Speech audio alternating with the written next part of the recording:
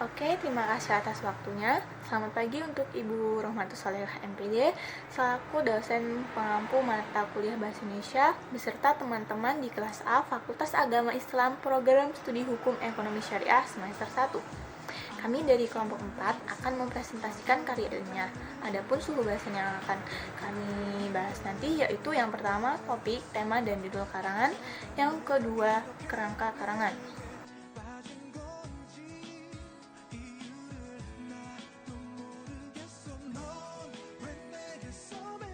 Assalamualaikum warahmatullahi wabarakatuh. Perkenalkan, nama saya Dewi Safitriani, mahasiswi Universitas Muhammadiyah Pringseu Lampung, Fakultas Agama Islam Program Studi Hukum Ekonomi Syariah semester 1. Di sini saya akan membahas poin pertama, yaitu topik, tema, dan judul karangan. Pembahasan yang pertama yaitu topik. Topik adalah pokok pembicaraan yang dipilih dan biasanya merupakan hal yang menarik untuk dikemukakan dan diketahui umum. Topik adalah hal yang pertama kali ditentukan ketika penulis akan membuat tulisan. Topik yang masih awal tersebut selanjutnya dikembangkan dengan membuat cakupan yang lebih sempit atau lebih luas. Topik adalah suatu yang masih umum. Jika menulis hanya berdasarkan topik, maka akan mengalami banyak kesulitan. Topik perlu diperinci menjadi kerangka karangan agar lebih mudah. Ciri utama dari topik adalah kecakupan atas suatu permasalahan masih bersifat umum dan belum diuraikan secara lebih detail. Ada 5 hal yang perlu diperhatikan dalam memilih topik. Yang pertama, ada manfaatnya untuk perkembangan ilmu atau profesi. Yang kedua, cukup menarik untuk dibahas. Yang ketiga, dikenal dengan baik. Yang keempat, bahannya mudah diperoleh. Yang kelima, tidak terlalu luas dan tidak terlalu sempit. Adapun syarat topik yang baik, yaitu topik harus menarik perhatian penulis. Maksudnya, topik yang menarik perhatian akan memotivasi pengarang penulis secara terus-menerus mencari data-data untuk memecahkan masalah-masalah yang dihadapinya. Penulis akan didorong agar dapat menyelesaikan tulisan itu sebaik-baiknya. Suatu topik sama sekali tidak disenangi penulis akan menimbulkan kesalahan. Bila terdapat hambatan, penulis tidak akan berusaha dengan sekuat tenaga untuk mengumpulkan data dan fakta yang akan digunakan untuk memecahkan masalah. Yang kedua, diketahui oleh penulis. Penulis hendaknya mengetahui atau mengerti meskipun baru prinsip-prinsip ilmunya. Contoh, mencari sumber-sumber data, metode, atau penerapan yang digunakan. Metode analisis yang akan digunakan. Selanjutnya, buku-buku referensi yang digunakan. Selanjutnya, jangan terlalu baru, jangan terlalu teknis, dan jangan terlalu kontroversial. Bagi penulis pemula, topik yang baru kemungkinan belum ada referensinya dalam kepustakaan.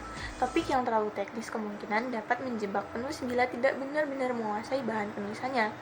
Topik yang kontroversial akan menimbulkan kesulitan untuk bertindak secara objektif. Yang selanjutnya, bermanfaat. Topik yang dipilih hendaknya bermanfaat, ditinjau dari segi akademis, dapat mengembangkan ilmu pengetahuan, dan dapat berguna dalam kehidupan sehari-hari maupun dalam segi praktis. Selanjutnya, jangan terlalu luas. Penulis harus membatasi topik yang akan ditulis. Setiap penulis harus betul-betul yakin bahwa topik yang dipilihnya cukup sempit dan terbatas untuk digarap sehingga tulisannya dapat terfokus. Selanjutnya ada topik yang dipilih harus berada di sekitar kita. Selanjutnya, topik yang dipilih harus yang menarik. Topik yang dipilih ruang lingkup sempit dan terbatas. Selanjutnya, topik yang dipilih memiliki data dan fakta yang objektif. Topik yang dipilih harus kita ketahui prinsip-prinsip ilmiahnya. Selanjutnya, topik yang dipilih memiliki sumber acuan. Untuk pembahasan yang kedua yaitu tema. Tema merupakan suatu gagasan pokok atau ide pikiran dalam membuat suatu tulisan. Setiap tulisan mempunyai sebuah tema. karena dalam sebuah penulisan dianjurkan harus memikirkan tema apa yang akan dibuat. Dalam penulisan cerpen, puisi, novel, karya tulis, dan berbagai macam jenis tulisan harus memiliki sebuah tema. Tema merupakan salah satu hal yang penting yang paling utama dilihat oleh para pembaca sebuah tulisan. Adapun syarat-syarat tema yang baik yaitu yang pertama, tema menarik perhatian penulis. Tema yang menarik perhatian penulis akan memungkinkan penulis berusaha terus-menerus mencari data untuk memecahkan masalah-masalah yang dihadapi. Penulis akan didorong terus-menerus agar dapat menyelesaikan karya tulis itu sebaik-baiknya. Yang kedua, tema dikenal atau diketahui dengan baik. Maksudnya bahwa sekurang-kurangnya prinsip-prinsip ilmiah diketahui oleh penulis. Berdasarkan prinsip ilmiah yang diketahuinya, penulis akan berusaha sekuat tenaga mencari data melalui penelitian, observasi, wawancara, dan sebagainya, sehingga pengetahuannya mengenai masalah itu bertambah dalam. Dalam keadaan demikian, disertai pengetahuan teknis ilmiah dan teori ilmiah yang dikuasainya sebagai latar belakang masalah tadi, maka ia sanggup menguraikan tema itu sebaik-baiknya. Yang ketiga, bahan-bahannya dapat diperoleh. Sebuah tema yang baik harus dapat dipikirkan apakah bahannya cukup tersedia di sekitar kita atau tidak. Bila cukup tersedia, hal ini memungkinkan penulis untuk dapat memperolehnya, kemudian mempelajari dan menguasai sepenuhnya. Yang keempat, tema dibatasi ruang lingkupnya. Pembahasan yang selanjutnya adalah judul karangan. Judul adalah perincian atau penjabaran dari topik. Judul lebih spesifik dan sering telah menyebutkan permasalahan atau variabel yang akan dibahas. Judul pada karangan ilmiah harus singkat dan padat, menarik perhatian, serta menggambarkan garis besar inti pembahasan. Judul adalah identitas atau cermin dari jiwa seluruh karya tulis, bersifat menjelaskan diri dan yang menarik perhatian, dan ada kalanya menentukan wilayah lokasi.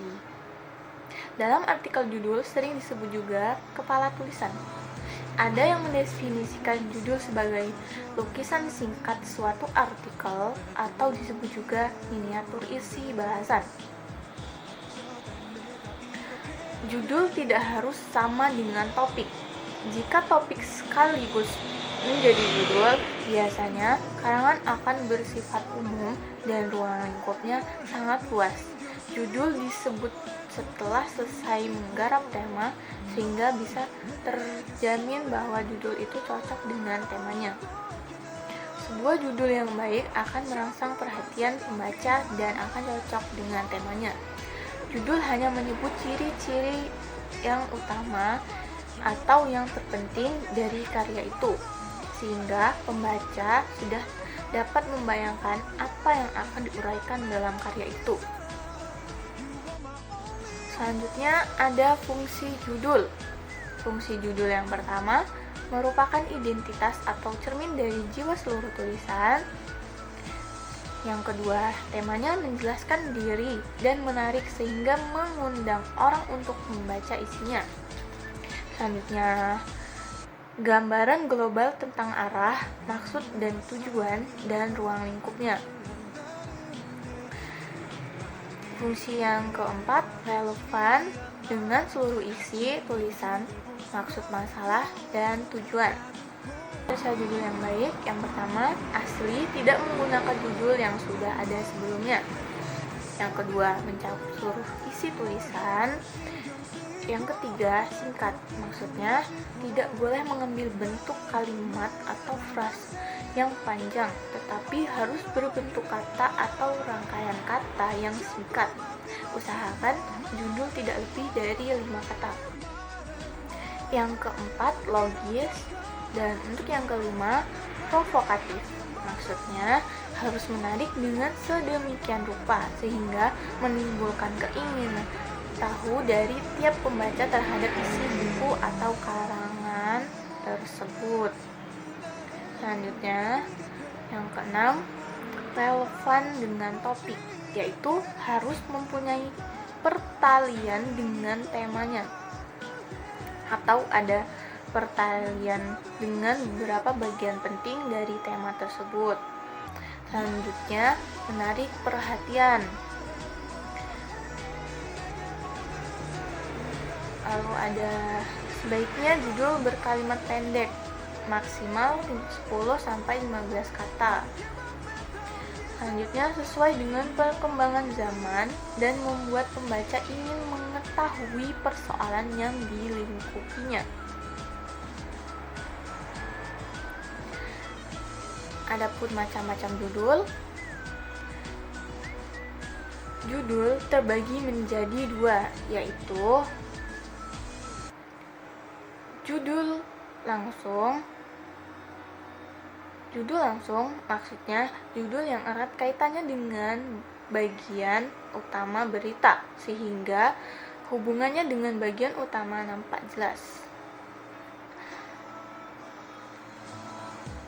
Yang kedua, judul tak langsung. Judul yang tidak langsung berhubungan dengan bagian utama berita, tapi tetap menjiwai seluruh isi karangan atau berita. Untuk pembahasan yang terakhir yaitu contoh judul dan kesalahannya. Di sini saya akan memberikan contoh judul, yaitu efek antibiotika terhadap bakteri. Untuk pembahasannya, jadi judul ini tidak menjelaskan antibiotik mana terhadap bakteri apa dan efek antibiotik yang bagaimana. Untuk topik seperti ini, sebaiknya dibuat judul sebagai berikut.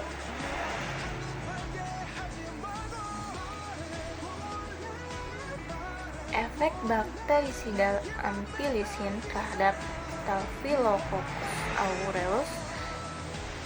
Apabila judul terlalu panjang dan tidak mungkin dipendekkan, sebaiknya dibuat nama judul, yaitu subtitle, seperti contoh berikut ini. Pengaruh stres terhadap terjadinya lichen planus mulut. Dengan penjelasan, suatu survei yang dilakukan terhadap penderita lichen planus yang dirawat di bagian penyakit mulut FKG Usakti. Mungkin itu saja yang dapat saya sampaikan, kurang dan lebihnya saya mohon maaf. Semoga apa yang saya sampaikan dapat bermanfaat untuk diri saya sendiri dan untuk audiens. Untuk pembahasan yang selanjutnya akan dibahas oleh rekan saya. Saya akhiri, wassalamualaikum warahmatullahi wabarakatuh.